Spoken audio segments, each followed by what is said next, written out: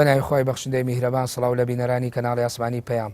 هەوڵ دەدەین لە زنجیرەیەک بەرنامەی سۆراغی مێژوودا قسە لەسەر دەستپێکی خەباتی سیاسی و چەکداری ئیسلامی بکەین لە کوردستان. دەپرسین ئایا هۆکارەکانی دروستبوونی هێزە سیاسی ئیسلامیەکان لە ڕووی ڕێکخراوەیی و کاری سەربازیەوە بۆچی دەگەڕێتەوە؟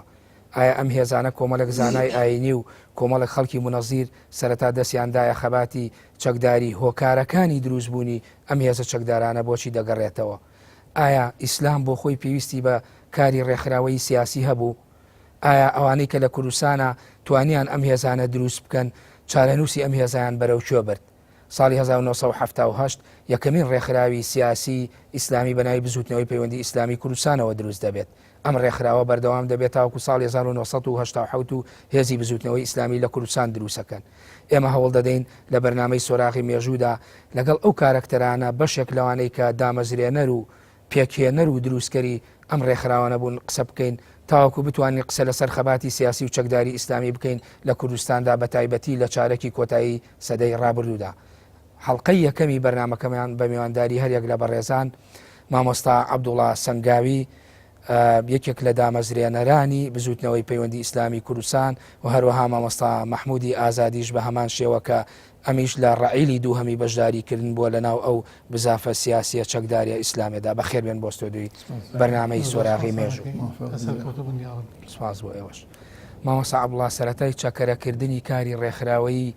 سیاسی ئێوە کە خۆتان لە چوارچوویەکی ڕێکخراوەییدا فۆرمەلە کرد بۆچی ئەگەڕێتەوە؟ بسم الله الرحمن الرحيم الحمد لله والصلاة والسلام على رسول الله وعلى آله وأصحابه ومن والاه. خی گەورە بۆ کار و کردار و تنی یارمەتیماندا کە ڕەزابوونی خۆی تیابێ ئینشاء الله. سەرەتای دروستبوونی پەیوەندی ئیسلامی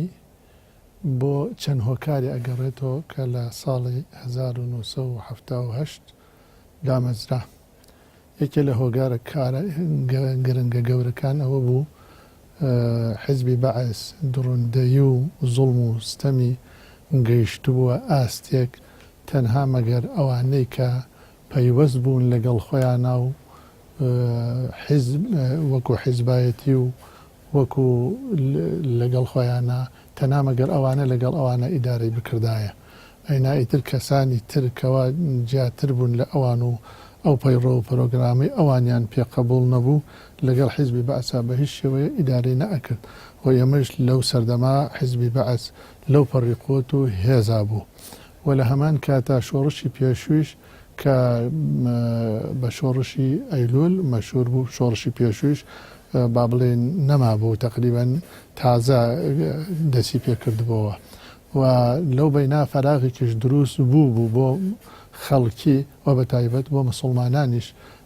زۆربەی زۆر خەڵکی تامەزرۆی ئەوە بوون کەوا غیتائێک ببێ و لەژێر سایە ئەو غیتائا بتوانن کارەکانی خۆیان ئەنجام بدەن. ئیتر مسلمانانی ئەو سەردەمەیش وایەن بە باشت زانی ئێمەش وەکو ڕێکخراوێک هەڵسین بۆ دروستکردنی پەیوەندی ئیسلامی بۆ ئەوەی کەوا مسلمانان لەژێر سایە و غیتای ئەو پەیوەندی ئیسلامیە کاری ئاینی خۆیان ببن بەڕێوە بە شێوەیە کە هەم جێگای ئینشاءالله ڕەزامەندی خوا بێ و لە پاش ڕەزامەندی خوا جێگای ڕەزامەندی مسلمانانیش بێت. بەڵێ ئەو کاتانە بێگومان وەکو خۆت فەرموود لە ڕووی هێزی چەکداری وانەوە کورد لە شەڕا بوو. بەڵێ تەمان هەرەسی شۆڕشی ئەیلولیش ڕوویا بوو لە 1975 ئەوەی کە پێوترێ ئاش بەتاڵ یاخود نسکۆ ئەمە ڕوویا بوو. ئێوە لەو کاتانە تا کە ئەم هەرەسە ڕوویا بوو لە ڕووی عەسکەری و سیاسی و ئەندازەیە کوردشکا بوو ئایا بیرتان لەوە کردەوە کە ئێوەش وەکو بەدیلێ کۆمەڵی خەڵکی مسلمان و خەڵکی بڵێن زانای ئاینی لە توێژە جیاوازەکان بێن دیسانەوە ئێوەش بە گڕوتینێکی ترەوە ڕێکخراوێکی سیاسی یا حیزبێکی سیاسی بنیاد بنێن؟ تەمان هەر ئەو بیرە بوو کە ئێمەی وا لێ کرد بتوانین ئەو ڕابطەیە لەو سەردەمەدا دروستکەین و لە داهاتووشا وهای لێبێ کە بتوانێت بەرەنگاری زوڵم و ستەمی حیزبی بەعەس ببێتەوە. بەڵێ ئێوە یعنی سەرەتا کۆبوونەوەکانتان زیاتر لەکوێوە بوو یا لە ئەو شوێنی کە دەستان پێکردمەوە سا لەکوێوە بوو لە شارەکانی کوردستانە؟ وڵا کۆبوونەوەکانمان ئێمە بە زیاتر لە سلێمانی بوو لە شاری سلێمانی بوو و وەیتر تەشەنێشی کردو بۆ شارەکانی تر بەڵام ئەوەی کە من معملەماتم لێ بێ لە سەرەتای وەزعەکەەوە دروستبوونی پەیوەندی ئیسلامی لێرەوە دروست بوو. بەڵێ زیاتر بڵێن کۆبوونەوەکان ئەوانەی کە ئێوە پێکەوە بوون ئەوە تۆ یعنی لە زاکیرە تا ئێستا ماوەیەکی زۆرەوە نزیکەی بۆ 30 ساڵ بەرەو ژوورە زیاترە ینی ناوەکانت بیر ماوە زیاتر ئێوە کێ بوون ئەوانەی کە ئەو ڕێکخراوەتان دروست کرد سەرەتا؟ وەڵا ئەوانە پێکاتبوون لە چەند مامۆسایەکی ئاینی بەڕێز و چەند کەسایەتێکی ئاینی بەڕێز وەک با بڵێن کاک حاجی ئەحمەدێکمان هەیە لێرە مەشهورە بە حاجی مەهدی یەکێک لە ئەوانە ئەوە بوو یەکی لەوانە مامۆستا ناوڕەسیمان هەیە ئێوەی حازرن هەیە مامۆستا ناوڕەسیە ئەوە توانین بڵێن یەکێک بوو لە کەسە کاریگەرەکانی ناو ئیشەکە و یەکێ لەوانە کاک کەمال دۆڵپەمەیی بوو و یەکێ لەوانە مامۆستا حەمە یوسف بوو و یەکێ لەوانە کاک حەسەنی حەمەدخالی بوو بەڕاستی پیاوێکی کاریگەر بوو لە ئیشەکە ئەویش ئالەمانە بوون و یەکێ لەوانە کاکامیلی حاجی عەلی بوو ئەوەی کە من لە یادم بێ و مامۆسایانی ئاینیشی تر جەنای مامۆستا مەحموودش تەشریفی بوو و ئەزانم لەو سەردەما بەڵام ئیتر نازانم لە ئەسڵی ئەو کۆبوونانە بوو یاننا و ئیتر مامۆسایانی ئاینیش ئیتر لەم دوایە مامۆساکان زۆر بوون بەڵام لەو سەرەتاوە وازانم ئەو کەسانە و چەند کەسێکی تر ئێستا باش لە یادم نییە زۆر. دێمەوە لات مامۆستا بە بچمە لای مامۆستا مەحموود. مامۆستا مەحموود ئەوەی زانراوە ینی ئێوەش ئەندازەیە کە مامۆستا عەبدوڵڵاوان ئەم ڕێکخراوەیان دروست کردووە لە سەرەتاوە ساڵی 78 ئێوە لە دوای هەشتاکانەوە بە تایبەتی 84 و 85 ینی بە جۆرێ لە جۆرەکان ڕعیلی دووەم بوون لەمە ئایا ئێوە هیچ ئاگاتان لە کاری ڕێکخراوەیی مامۆستا عەبدوڵڵا و ئەو بەڕێزانی کە ناوەکانی هێنا ئاگاتان لەوان نەبوو یاخود ئێوەش بە شێوەی لە شێوەکان بە شێوازی ئەوەی کە پێوتێ داعوەی ئیسلامی مفاتەحەکران و پەیوەندیتان بەم ڕێکخراوە یا ئەم حیزبە سیاسیەوە کرد؟ بسم الله الرحمن الرحيم الحمد لله والصلاة والسلام على رسول الله محمد وعلى آله وصحبه ومن والاه. من زۆر سپاسیەوەی بەڕێزەکەم کە ئەم دەفتەرتان ڕێخستووە بۆ ئەم کارە پیرۆزە داواکەین لە خوای گەور و میهرەبان کە هەموو لایەکمان لە کاری خێرا کۆبکاتەوە و ببینە ئەداتی چاکە و چاکەکاری بۆ خۆمان و بۆ گەلی موسڵمان و بەتایبەتی بۆ میلەتی کوردی خۆمان. بەڕاستی ئێمە کە لە ساڵەکانی هەشتاکان ئەلبەتە من خۆم لە ساڵی 79ە کە بڵین جمهوری ئیسلامی لە ئێران هاتە سەر دەور کە بەناوی جمهوری و خۆلاسە وڵاتێکی ئیسلامی نەکرد من لێرە هاتم چوم بۆ ئێران مەسەلە چوم لە مەسەلەن چوومە مەریوان و کاتە پڕی لە کۆمەڵە و دێموکرات و سوفن و هەر بە هەماشی و بێجار و ئەمانە یعنی هینێکم کرد بە مەنتیقەی ئێرانە و گەڕامتم جمهوری ئیسلامیە چۆنە على تقدير قرانك مشومة تاران وخلاصة بم شاخار وش مشومة البته دهاد نمابو شومة بلين شانري لشانري لسليماني وروش لسليماني كداری من لو كاتا لهين محفتاونو لا كوسيبا من بكرجو بله شومة شانري ليو شومة ديك هي لسروة شومة وديه بيون سياميوا يتبعين لسياميوا روشتم بو إيران بەو شاخ و داخل بە دێهاتەکانیش داگیرابوون چوومە ئێران و خلاصە هەندێک بابەتم بینی و دوایی گەڕامەوە بە حەقیقەت ینی پێم خۆش بوو کە ینی لە کوردستانی ئەمەشا خلاصە شۆڕشێکی مەسە ئیسلامی ئاوا دروست ببێ شان بەشانی مەسەلەن شۆڕشەکانی تر یعنی مەسەلەن شتێکی ناخۆش بوو مەسەلە لەولا شۆڕشێک هەبوو مەسەلەن پارتی دێموکرات شۆڕشێک بوو ئیتیحادی وەتانی شۆڕشێکە بوو نازانم سۆشیالی شۆڕشێکە بوو فڵان فیساد وتم با شۆڕشێکی ئیسلامیش هەبێ شان بەشانی ئەم مەسەلەن سەرەتای بیرۆکە یا بیرکردنەوەی بەڕێزی بۆ دروستکردنی ڕێکخراوی سیاسی ئیسلامی بۆ ساڵی 1970 گەڕێتەوە چوین مەسحێکت کرد بە ئێران مەسحەکەم کرد و ئەمانە وەکو شەخسی خۆم بەڵام تر من لە ساڵی تقریبا 82 ئەو دەورانە بۆ ئێمە لەگەڵ پەیوەندیمان کرد کە گەڕایتەوە ببوورە بەر لەوەی باسەشتەوە کە گەڕایتەوە هیچت لا گەڵاڵە بوو بەڵێ شتم لا گەڵاڵە بوو بەتە لای هەندێک مامۆستا باسی هەندێک شتم کرد بە حەقیقەت یعنی خەڵک ڕۆحیەکی تری بۆ جود لەو کاتە کە مەسەن ئێران بەناوی جمهوری ئیسلامیەوە ئەو جمهوری ئەعلان کردو ئەمانە یعنی شتێکی لەو کاتە یعنی مسلمانان زۆر بە گەوریان وەرەگرتو ئەمانە. ئێتا هەندێک بابەت لەو بابەتانەوە کە حەزمانە کرد کە لە عێراقیشا و لە کوردستانیشا بلەخەڵ ینی ئەوها شۆڕشێکی گەورەی ئیسلامی دروست بوو لەو خەڵق دژێر سێبەر و سایە و چەتی ئیسلامە بەحەسیەت کە هاتیتەوە لای کێ قسەت کرد یەکەم ئەلبەتە مەسەڵەن کە هاتمەوە لای کۆمەڵێ مامۆستا هەبوون قسەمان کرد و مامۆستاکان هەندێکیان نەماوەی کە لەوانە مامۆستا شەمحەمی بەرزنجی بوو باسم کرد لە لای و هەروەها مامۆستایەکی تر بۆ ئیش عەمری خوای کردووە و چەند مامۆستایەک ئەلبەتە من نەمەتوانی زۆریش بازیم کەم لەبەرەوە چونکێکی کاتەکەی زۆر یعنی سەخت بوو يعني مثلا من كشوم وقرامو بحقد يعني قد بيتو حزب بعد في بزاني معايا يكسر يعني اعدام بمحكمه وشومشان بەڵامی تر شتەکە زۆر نهێنی بوو ڕۆژوانەی باست کرد لایەن هەموو قبوڵیان کرد کە ئیش بەلایەنەوە باش بوو ئیتر من بەخا وەکو عەرزم کردی وەکو ئەسڵی پەیوەندیەکەم لە ساڵەکانی 82 ئەوانە بوو ماوەسا نەوڕەسی لەگەڵ بە کێوە کرد ماوەسا نەوڕەسی بەحەقەت ئەو هات بۆ لامان و باسی مۆزوعەکەمان کرد لەو پێش ئەوە جابەجار دانیشتن ئەکرا باسی ئەم شتامانە کرد بەڵامی تر من بۆکو بە ڕسمی لە ساڵی 82 هاتمە ناو پەیوەندی پەیوەندیەوە لەگەڵ ماوەسا ئەبوبەکر لەگەڵ ماوەستا ئەبوبەکری سەدیقی ماوەسا ئەبوبەکری سەدیقی بەڵێجا ئیتر دوایی لێرە دانیشتمانە کرد ئەلبەتە و کاتەکەی لێ دانیشتمانە کرد بەتە لە دانیشتەکانە هەندێک جار کاکەمالمان ئەبینی و کام کاکەمال کەمال دۆڵپەمووی و هەروەها کاک هینیشە بوو کاک حەسەن حەمەخالی و کاک شەڕەحمانی هینیش سەرگەڵووی و کاک شەڕەحمانی سەرگەڵووی بەحەقەت قورسایەکی زۆری لەسەر بوو بۆ ئەوەی کەوا ئەم جنبشە ئیسلامی دروست بێ و مادی و معنەوی یارمەتی ئەم جنبشە ئیسلامی ئێمەیەدا. بەڵێ مامۆستا ئێوە سەرەتا لەکوێ کۆبوونەوە یعنی کە تۆ پەیوەندیت کرد لە ڕێگەی مامۆستا عەبدوڕەحمان نەورەسیەوە پەیوەندیت کرد لەکوێ کۆبوونەوە تۆ چی دووەرگرت چ کارێکت گرتە ئەستۆ ئەلا تەقریبا ئێمە بەحەقەت کارەکان عمومی بوون هەر جار هەر داعوی بوو کارەکان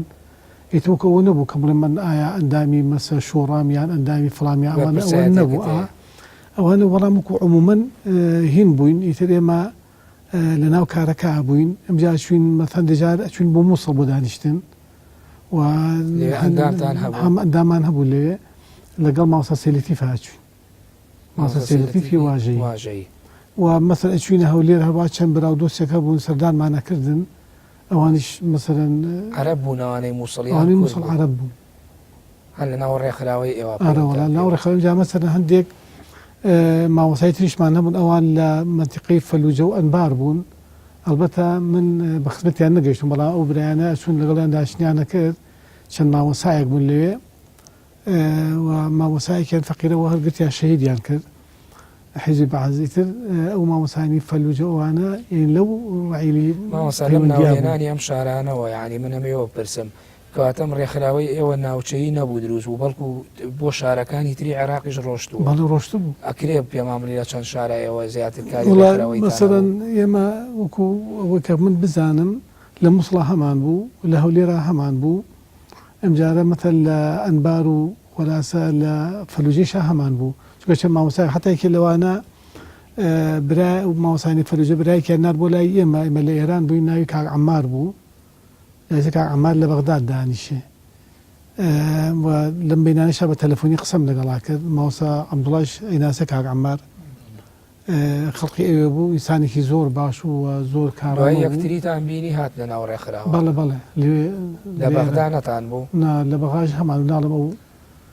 کۆمەڵێ ماوەسای تێژ هەبوون لە بەغداد ئەو برانی تەنزیم زیاتر ئەیان لەوێ ئێوە خۆ سلێمانی شوێنی دانیشتنی دروست بوون ئێوە تۆ باسی هەولێرت کرد ئەی هەڵەبجە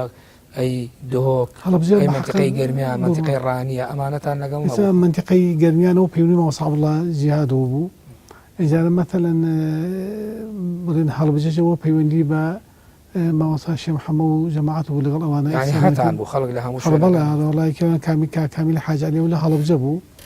ئێجارە ماوەسا مەلا عەلی بیارەشەوە لێرە بوو لێرە دانیشتمان نەکرد شەوانە بەیەکە دانیشتمان نەکرد لەگەڵ ماوەسا عەلی بیارە و لەگەڵ ئەو کاک شەهید ئازادمان هەبوو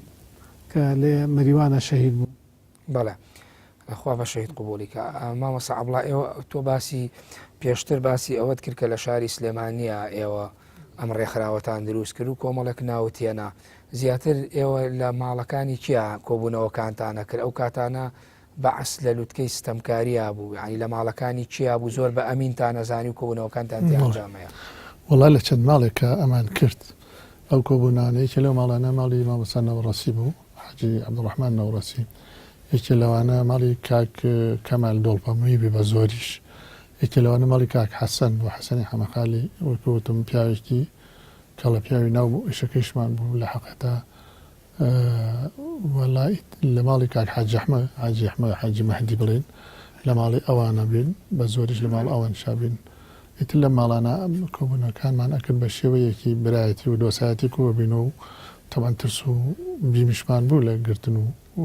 هینی بەعس ئیتر خۆمانە پاراست و خوایشی پاراستیم بەڵێ مامۆستا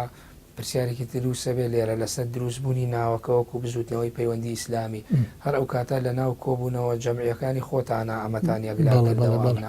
بڵێ ئەو ناوەمان لەسەر ئاەتی وەڕابێت و وەسابر وەڕابێت و ئەو ئاەتە ئەو ناوەمە لەسەر هینی ئەو ئاەتە ناونا بەڵێ بەڕێی گشتی ناومان ناڕابێتە ئیسلامی ئێوە وەکو کاری ڕێکخراوە یا ئەوەی پێوتێ کاری داعوی لە ڕابردووە پێوتە بانخوازی تاوەکو ساڵی چەند ئێوە ئەم داعوە بەردەوام بوو وڵا تا ساڵی چەند تا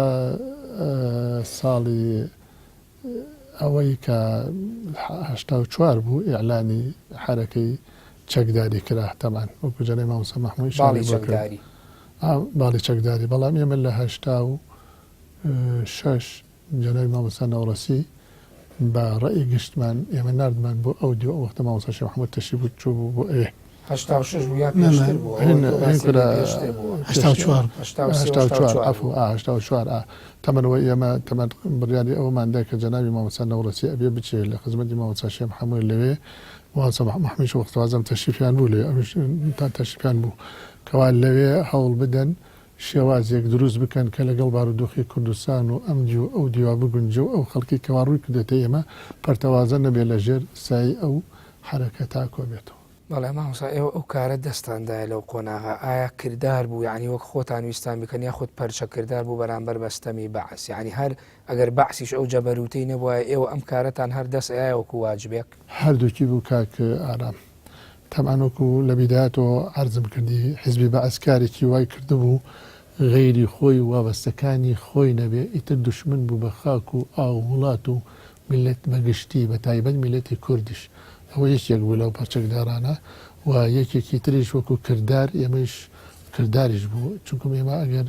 خۆمان هەڵنەساینایە بە کارەکە خۆ خەڵکی تریش زۆر بوو قبولی ئەو زوڵمستەمی حیزبی بەعسیە کرد و بە چەپژە چەپۆکەی ئەمایەوە و بە خەیاڵیان نەهات بەڵام ئێمە سپاس بۆ خوای گەورە و ئەو مسڵمانانەی ئەو سەردەمە ئەومان بەلاوە شتێکی زۆر زەحمەت و پێ قبول ناکرا هەتا زۆر بەمان وازمان لە ژیانی چاکی خۆمان هێنا من لە وەختا کەوا ڕۆیشتم صاحبی معاشی چاکم بووە سیارەم بووە و چەند برادری ترمان بۆ صاحبی سیارە بۆ صاحبی خانم بۆ معاشی بۆ وازی لە هەر هەموو هێنا خۆی خستەناو ئەو ڕەزالەتەوە لە پێناوی ڕەزابوونی خوا و دروستبوونی ئەو کارەدا بەڵێ ئەوانەی کە لەو کاتانەدا ئێوە یعنی کارەکانتان کرد لەگەڵیانە و مفاتەحەتان کرد ئایا ئێوە هەر لە چینێکی دیاری کراون وەک زۆر جار ئەوترێ زیاتر مەلاکان ئەمایانەکە یا زانایانی ئاینی ئایا مفاتەحەی توێژەکانی ترتانە کرد لەگەڵتان بوون یاخود هەمووی هەر مامۆسا و مێزەر بەسەر بوون نا هەمووی هەر مامۆسا و مێزەر بەسەر نەبوون لە هەموو چین و توێژەکانی تیا بوو لە هەموو چین و توێژەکانی تیا بوو بۆ نمونە وەڵی بۆ نمونە تۆ غەیری مامۆسای تر چی حسابەکەی بە هەچ چین و توێژە حسابێکی تیا بوو ئیستعدادیان تیا بوو بەڵێ ئەوانە کە پەیوەندیان پێوە کراوە تەمەنەگەر ئیستعدادیان نەبووە نەهاتوە ئەمجارە ئەو حرەکە زلە لەم دوایە کە دروست بوو خۆ مامۆسا ئاینی ئەگەر وەکو ژماردەیش بێ هەمووی عەدەدیان نەگەیشتە 50-60 کەس بۆ نمونە بەڵام تەباقەکەی کە گشتی خەڵکی تر بوو پێکهاتبوو لە ئەو خەڵکە ئیماندارە موسڵمان بەڵێ ئێوە ئەم ئەرکەتان وەک کاری سیاسی و حیزبی و هێزی سەربازی گرتە ئەستۆ یاخود تەنها هەر وەکو زیاتر سەرەتا کارە دەعویەکە و ئایا کەڵکەڵەکە بڵین کەڵکەڵەی چەکداری و ڕوبەڕووبوونەوە بەرامبەر بەعس هەبوو بەڵێ ئێمە لە بیدایەت وەکو کارێکی داعاوی و بانخوازی گرتمانە ئەستۆ وەکو کارێکی مەسەلەن ئامۆژگاری و نەسیحەت و ئەوانە گرتە ئەستۆ بەڵام بارودۆخی زروفەکە وای لێ کرد کەوا ئیجابی بەوەیش کرد کەوا چەکداریش تیا دروست بێ. بەڵام ئاخر لە ناو ئەدەبیاتی ئیشکردنتانە چۆنەڵی ڕۆحی مەقاومەتی چەکداری تیا بوو یاخود لە پڕ ئەم بڕیاری چەکداریەتان هەرتیایە بوو تۆگەر بڵێ تیانە بوو بێ چونکم ئەگەر تیانە بوو بێت لە پڕ ئەوە هەر دروست نابێ لە بیدایەتەوە ئەوانەی هەرتیا بوو بەڵام ئێمە بە گونجاومان نەزانی دەست بەجێ دەست بکەین بە منکاری چەکداری و ئەو شتانە وای من ئەگەر مەجاڵیشیان بداینایە و بیانیڵایە مەسەلەن کارەکانمان بڕوا لەوانەیە چەکداریشی هەرتیانە وایە بەڵام وەکوتر زروفەکە وای ئیجابە کرد تۆ بارودۆخەکە زۆر زۆر سەخت بوو زوڵمی حیزبی بەعز گەیشتووە ئاستێ کەس ئیداری نەکرد ئللا بە شێوەیەکی هێز و پێزێکی نەبووایە. بەڵێ مامۆستا مەحموو ئێوە تۆ کە باسی ئەوەت کرد کە ساڵی 1970 من پەیوەندیم کرد ئەو کاتانە کە تۆ پەیوەندیت کرد بە پێی ئەو معلوماتانەی کە مامۆستا باسیەکە ئەمە ڕێکخراوەکە زیاتر لە چوارچێوەی داعوی و بانگەوازا بوو ئایا ئێوە کە پەیوەندیتان کرد ئەو کاتانە یعنی ئەو ڕۆحیەتتان هەبوو کە ئەبێ ڕۆژێک چەک هەڵگرن و بەرامبەر ئەم حکوومەتە ئەم دەسەڵاتی بەعسەکە میلەتی کوردە چەوسێنێتەوە ئەم چەکە بەکاربهێنن بەڵام ناوبڕێ وەرەگەم دوای ناوبڕەکە وەڵام بەرەوە بینەرانی بەڕێز و خۆشەویست ناوبڕێکی کورد وەردەگرین و دەگەڕێنەوە لاتە.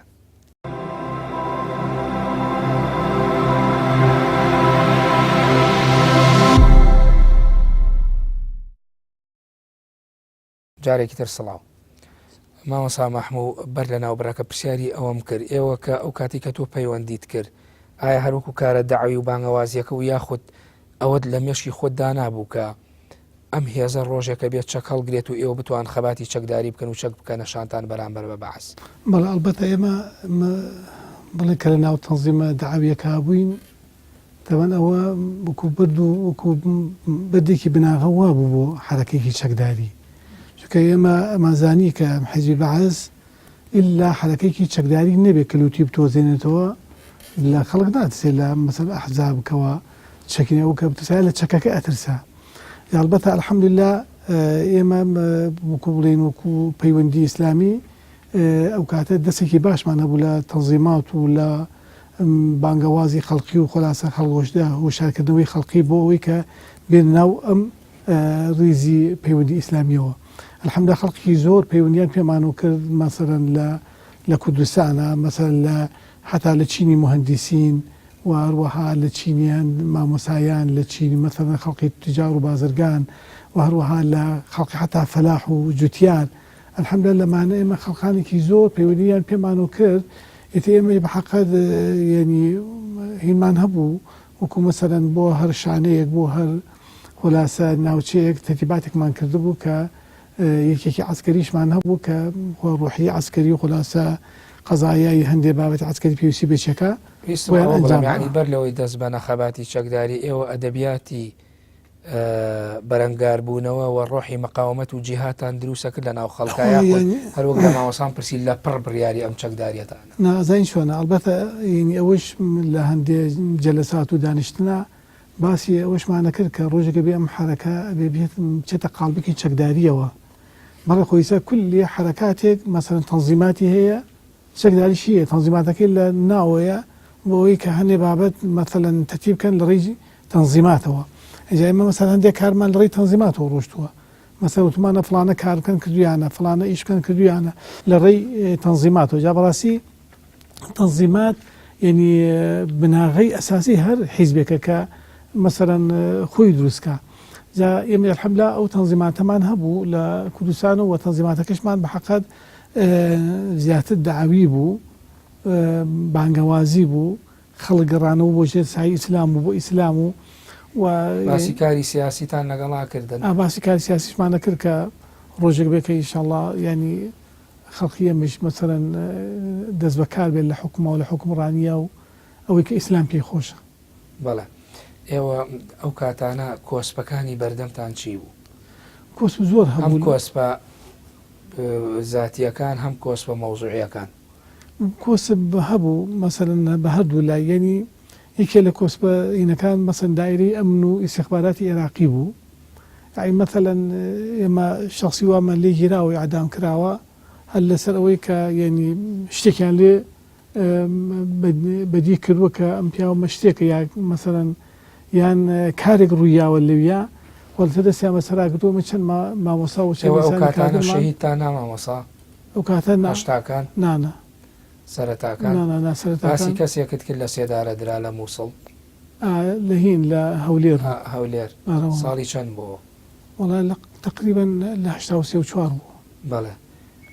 لەگەڵ ئێوایش کاریە کرد بەڵێ ئەو کۆسپانی کە تۆ باسکردبوون باسی بەعسێ کرد کە کۆس بوو ئایا ڕوبەڕووی ئەوە نەبوونەوە کە ئێوە بۆ یەکەمین جار خەڵکێک ئەبینن کە خەڵکی مزگەوت و خەڵکی مینبەرەکان و مامۆستا و پێشەوای ئاین غەریب نەبوو بەلای خەڵکەوە ئەمانە بێن چەک بکە نەشانیان لە پەنای نوێژەکانیانە کلاشین کۆفەکانیشیان پێبێت لە بەردەمی خۆیانەدایەنێن یعنی خەڵک بەلایەن و باش بوو بەلایەن و چاک بوو یعنی مەثەڵەن ئەیانگوو بۆشاییەک هەیە بۆ حرەکەی چەکداری ئەو بۆشاییەشیە مەسەبی ئیسلام پڕی بکاتەوە جا بە حەقەت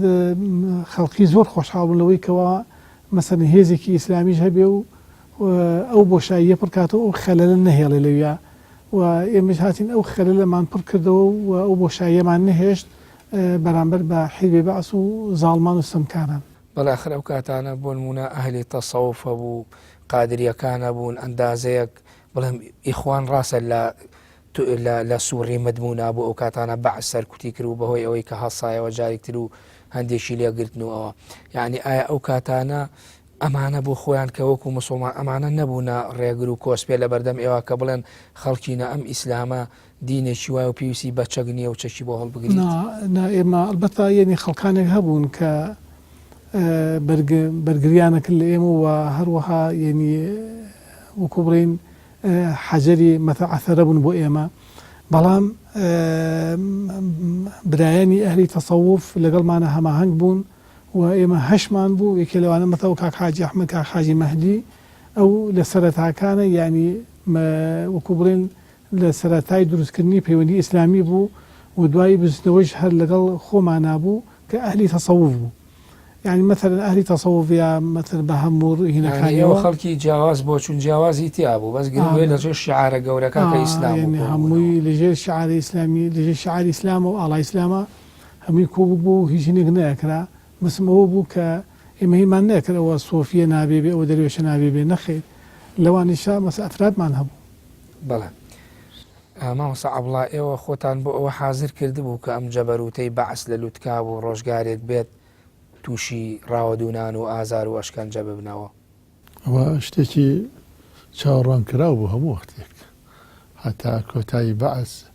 نەک ئێمە کە هەڵگری فیکرەیەکی ئاوەها زەق بین بەرامبەر بە ئەو خەڵکە بێتاوانەکەیش کە لەگەڵ خۆیان نەبوو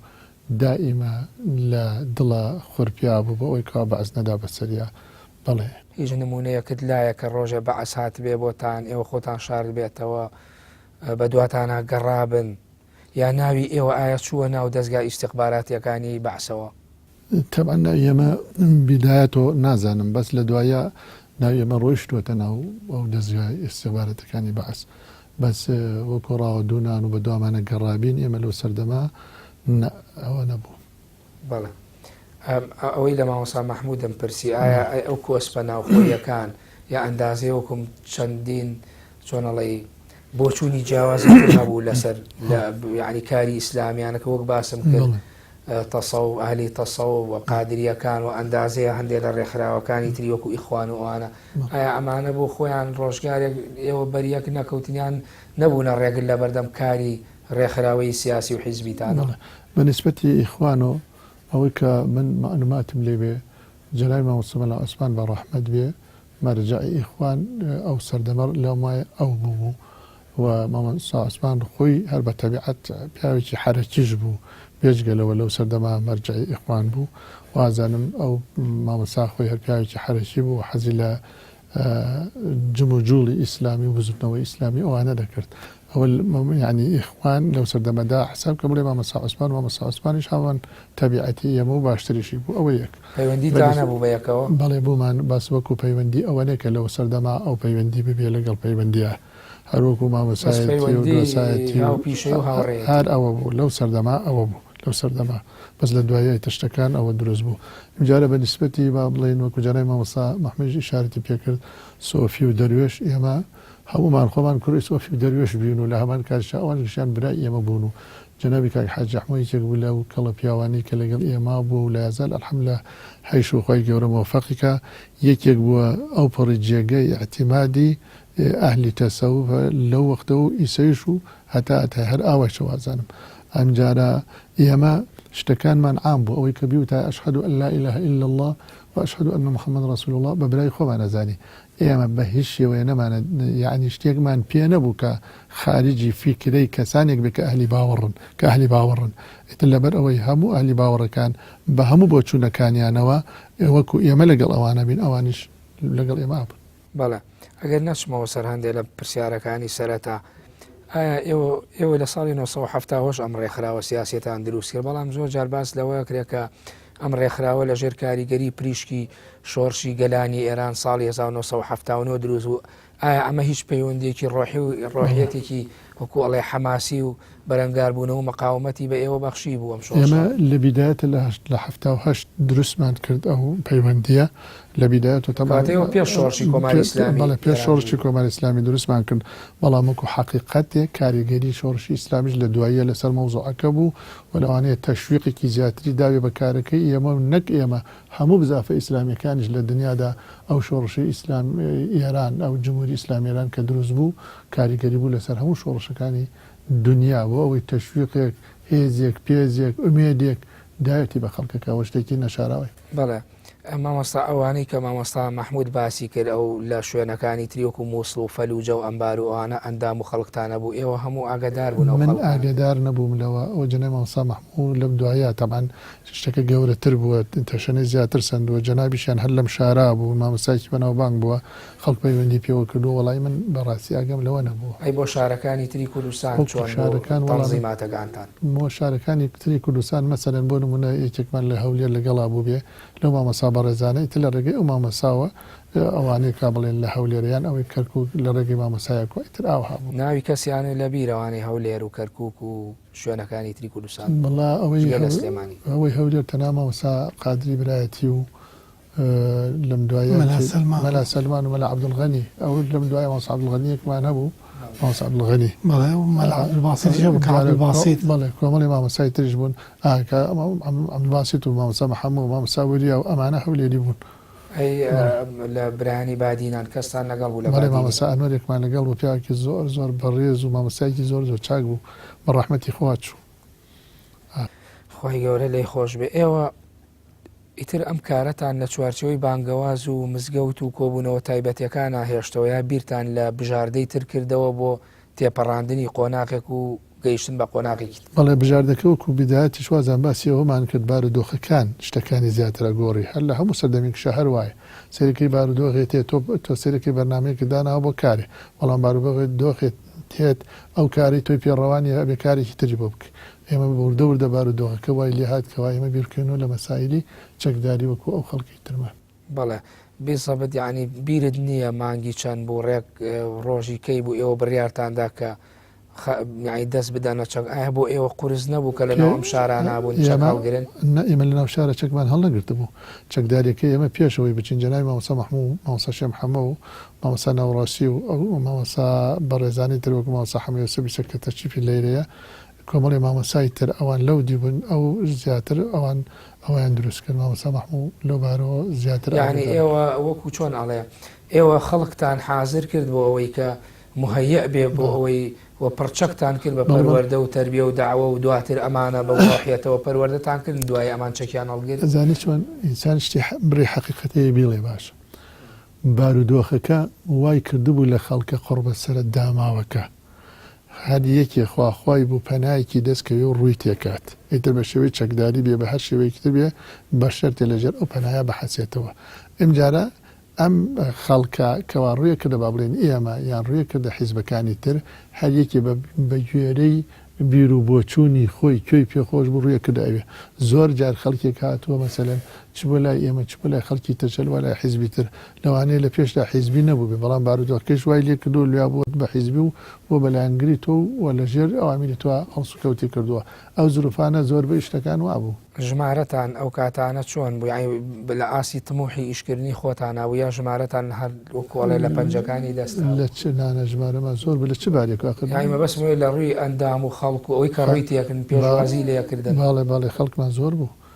ژمارەمان لە ئاسی پێویستی هەموو ئەو کەسانە بوو کە ڕویان تێکردین بەڵێ مامۆستا مەحموود تۆ لە ساڵی 82 چوویتە ناو ئەم هێزەوە ئێوە تقریبان وەک ئەوەی کە باسیەکەم بەپی زانیاریەکانی خۆتان نزیکەی 2 ساڵێک زیاتر تۆماویتەوە تایە اینجا ئێوە دەستاندا خەباتی چەکداری ئێوە چۆن بیرتان لەوە کردەوە کە قۆناغی تێپەڕێن و هەنگاو بنێن بەرەو قۆناغێکی نوێتر وڵای ئێمە بەڕاستی کاتی خۆی کە لە شارەبوون لێرەماینەوە خەریکی تەنزیمات و ئەو بابەتانە بووین دوایی مامۆستا شێخ محەممەد و مامۆستا نەڕووسی نامەیان نار کە ئیتێوە کاتان هاتووین لەگەڵ تەنزیماتی ئەوان لە دەرەوە بوون بەڵێ و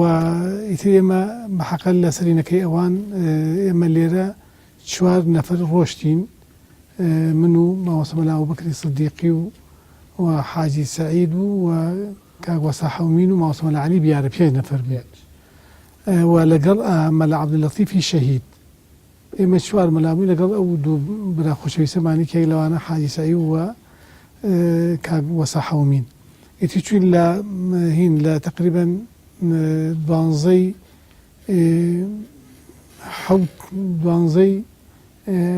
هین مانگی حوتی 84 12 حوتی 1984 لە هەمووتان ئەو 5-6 کەسە لە شاری سلێمانی بوو بەڵێ لێرە بووین ئیتر لێرە ڕۆشتین بەخوای ماڵیشمە هەروەها بەجێهێشت ڕۆشتین سەرەتا لێرە حەزەکە مەگەرەوە بۆ بینەران باسکی لە سێمایی چۆن ڕۆیشتی چوونێکیەوە چۆن ئێمە بەحەقەت لە سلێمانی ئێمە هین بووین من وتارێک ما لە مزگەوتەکەی خۆم مزگەوتی ئازادی مزگەوتی هەنجیرەکە ئەو کاتە و ناوی مزگەوتەکەم ناوی مزگەوتی ئازادی بوو من لەو مزگەوتە بوومیتر بەحەقەت حیزب بەعشی لەو سەردەمەدا بردمانێکی بانەی کرد لە بانە دەورەی 2,000 نەفەرێک کوژرا لە شاری بانە ئەوەیەکە لەوانەیە کە لەوێ شەهید بۆ مامۆستا مەلا مەحموود بۆ باوکی مامۆستا مەلا عەبدوڵڵای چوارتایی ئەو لەوێ شەهید بوو کۆمەڵێ مەسەلەن خەڵقی تری شەهید بوون لە بانە ئیتر ئەوە بەحەقەت دەهینێکە لەسەر دڵمان زۆر دابەزین سەر حیزبی بەعس و ڕژیمی بەعس و لە وتارێکە کە لە دواییە هین کراین بەخوا وتیان بێ هینکەنەوە هینتانەکەن خەریکەن هینتە مڕاقەبەمانەکەن و ئەمانە ئیتر ئێمە بەحەقەت ئەم 6 نەفەرە تەنزیمیەن ڕێککەوتین کە ئەم 6 نەفەرمان بڕۆین ئیتر ئەم 6 نەفەرمان هاتی هینمان کرد من بەخوا خێزان و مناڵەکانم کە ڕۆشتین لەگەڵ مەلا عەبدولەتیفی شەهید و خولاسە ئەمانە چوینە هین لێرە سارێکمان بۆ تەرتیب کرا و ڕۆشتین چوینە شارە زۆر کە چوینە شارە زۆر دوایی چوینە دێک ئێوە چوونە کوێ چوینە لەو لا تەپی سەفاوە نام دێکە بۆ خوا دێکەم لەبیر چۆتەوە ئەو کاتە چوینە ماڵی ماوەسایەک کە ماوەساکار لەگەڵ خۆمان نابووی سە کوڕێکی ناوی ماوەسا ئازادە بەڕاستی لێوە بووین لە خورماڵ لەم لا خورماڵ لە خوار خورماڵەوە ئیتر دوایی لێوە بووین لەو ماڵا بووین سوبحانەڵڵا توان ناوەکان بڵێیتەوە ئەوانەی کە چوونە ئەو ماڵە جارێ ئەوانە کێو بوون و عایلەتان پێ بوویان عایلەمان پێ بوو هەموو بەڵێ مەسەر من بووم مامۆستا مەلا عەلی بیارە بوو و هەروەها مامۆستا مەلا عەبدولەتیفی پێنجوێنی بوو شەهید مامۆستا مەلا ئەبوبەکری سیدیقی بوو حاجی سەعید کێلووی بوو پێنجوێنی و وەسا حەومینی پێنجوێنی بوو خەیات مامۆستا بیری نەچێ وەڵامەکە بەس وابزانم ئەو کاتانە مامۆستا مەلا عەلی بیارە ئیمام و خەتیبی مزگەوتی گەورە نەبوو لە سەید سادق دوایی هاتووە لە سلێمانی بوو دوایی هاتە عەربەت بفکرم بەڵێ یعنی لە عەربەتەوە لەگەڵێ بەڵێ لە عەربەت بوویت دوایی ئێمە لەم سێوانێکمان گرت و ڕۆشتی چوونە کوێ دوای شارە زوور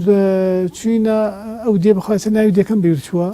ئەو دێە ئەو مامۆسای لێبوو خولاسە مامۆستا دەبی دەستی شعریشی هەبوو باوکی مامۆستا ئازاد مامۆستا مەلا خالید مامۆستا خالید دیەکۆن بەڵێ بەڵێ تا چونە ماڵی مامۆستا خالید دیەکۆن ئەو کاتانە لە دیەکۆن بوو یا لە ئەوای ڕۆستەم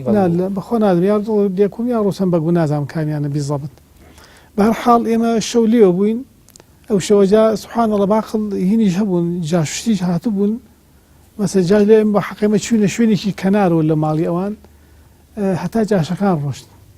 ئێتر کە جاشەکان ڕۆشتن بۆ ئێوە هاتبوون زانی وانێەوە نەوەڵات هاتبوون لەو مەناطقانە بوون ئیتر دوایی ئێمە لەگەڵ هینە کاک ئازاد ساریکی بۆ تەتیکوی چوین ئەحمەداوە ئیتر لە ئەحمەداوە بەرەو ژوور هین بۆ ئازاد بوو ئیتر مەقەڕاتی تیا مەقەڕاتی حیزبەکانی تیا بوو بەرەو مەڵا خورد و بەرەو مەشەو ئیتر نەمانوێرا بە ڕۆژەکە بە ڕۆژە تەقا ئەکرا لێ مەجگەڵ ڕەبایەک هەبوو لە پشتی ئەحمەداوەوە ئەو ڕێگەی ئەبینیتر شەو کەوتینە ڕێ ئەمە 12/7/84 بەڵێ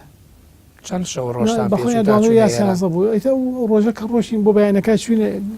شەوەکەی ڕۆشین بۆ بەیانەکە چوینە ئێران چوینە مەڵە خورد ئیتر لە مەڵە خورد بووین دوایی لێوە خۆلاسە جایتر من هینێکی ناڕەحەتی ها بەسەرما بەحەقەت لەو ڕێگەیە خێزانم لە سەر وڵاح کەوتە خوارەوە پشتی دای بە بەردایکی لە بەخەرەکانی پشتی شکا ئیتر یانی تقریبا تووشی نەعەما شەلەلێک هەبووەمان ئیتر تۆزە ناڕەحەتی بووین بەدەستیەوە لەو دیو بەڵێ یەکسەر کە چوونە مەڵا خورد چوونە ئێران چوونە دزڵی چوینە دزڵی لەوێ خەڵک هەبوو لیژنە هەبوو کەس پێشوازی لێ بەڵێ پێشوازیان لێکردین ماوەسا نەوڕەسی هاتوو بەدەمانەوە ئیتر دوایی چوینە مەریوان ئەمجا لە مەریوانەوە خۆلاسە ئێمە هین نەکرێکەوە لەبەرەوە کە هین هاتوو بەدەمانەوە ماوەسا نەوڕەسی و هەنێ هینی ئێرانی مەسوول ئێرانی هاتوون بەدەمانەوە ئیتر چوینە هین شەو چوین بۆ سنە ئیتر نەچوینە ئۆردوگاوە ئیتر لە سنە تەتیباتیان بۆ کردین ئیمام جوعی سنە هات بە پێشوازیمان و خۆلاسە تەتیباتیان بۆ کردین کە نەچینە ئۆردوگاو ئەمانەوە بەڵێ ماوەسا هەتا ئێرە ئێمە بەشی یەکەمی بەرنامەکەیە تا ئێرە ئەوەسین لەگەڵ بەڕێستان بۆ بەشی دووەم شاڵا باس لە دروستکردنی هێزەکان و تەشکیلە و شێوازی هاتنەوەی ئێوە و چالاکیەکانتان و ڕوبەڕووبوونەوەی بەحس ئەەکەین ئەچمەوە لای مامۆسا عەبڵا مامۆسا عەبڵا ئێوە کە ئەمان تەیار بوون وەک خۆی باسی کرد 5-6 مامۆسای ئاینی لێرەوە ڕۆنە شارەزور و لێوە چنە ئێران ئێوە وەکو ئەوانەی کە ڕائیلی یەکەم بوون وە ئەندازەیە ئامادەکار و پەروەردەکار و بانخواز بوون بۆ ئەم ڕێکخراوە سیاسیە ئێوە ئاگاتان لەم وردەکاریانەی ئەمان بوون و بە بەرنامە ئەڕۆیشتن بەڵێ ئەمان بە بەرنامە ئەڕۆشتن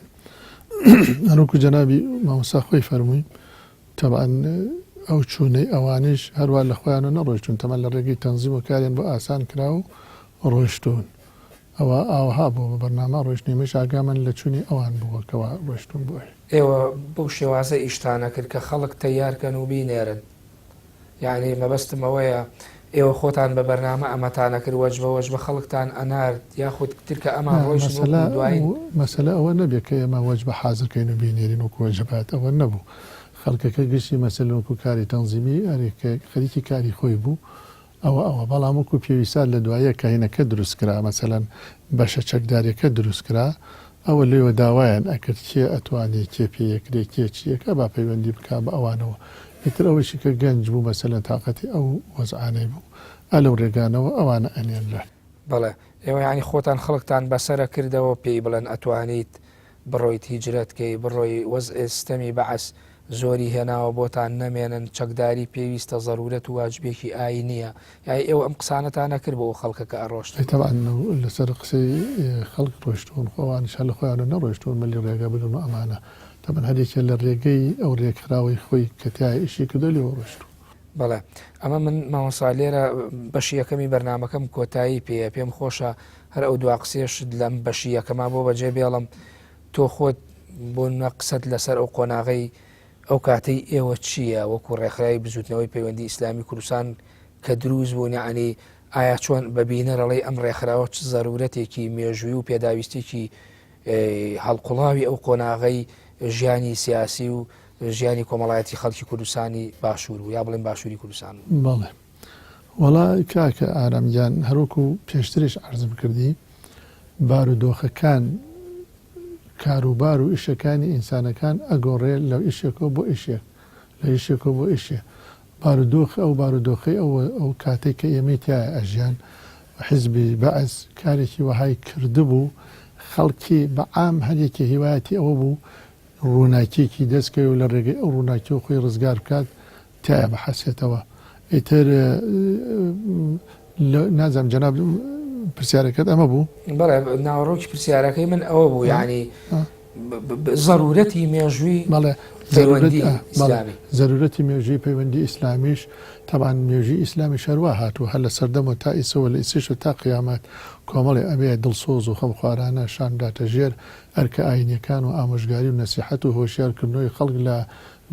وازهاودن لە خراپە و بخاتە سەر ڕێگەی چاکە و ئەمە لە هەموو سەردەکەمەکانە ئەمە زەرورە بەڵام بە تایبەت لەو سەردەماکەوە